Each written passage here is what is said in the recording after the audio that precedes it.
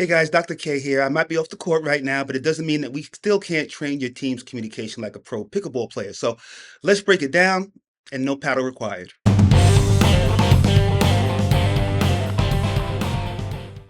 Now, most teams get stuck in two modes: smash mode,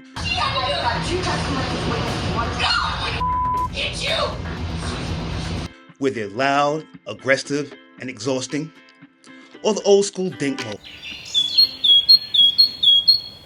which is quiet, avoidant, and unresolved. But there's a third way. So the drill is called the Dink for dialogue drill, and it's really a fun way of helping teams and individuals learn how to listen to each other. And here's how it works. So teams or individuals would line up on opposite sides of the court at the non-volley zone line or the kitchen line. And the drill begins when the person starting the discussion or the dialogue begins a dink rally. So in other words, I'm starting to talk, I'm starting my dialogue, and I'm starting to dink the ball.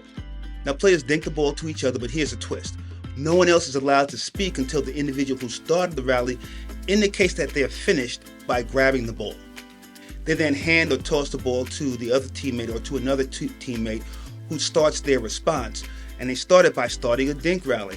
And again, they continue their response as people continue dinking, and it continues until they've completed their response, and the individual signifies that by grabbing the ball when it comes back to them. Now, if a team listens to the entire dialogue of an individual, they win a point. If they interrupt, they lose 2 points. Bottom line, interrupt, you lose the point, and your team loses trust.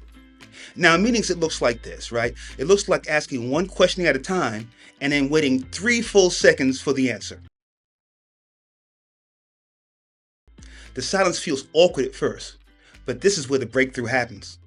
Want the full playbook with drills you can try today? Go ahead and grab it below for free, and let me know how it's going for you while I'm on the mend.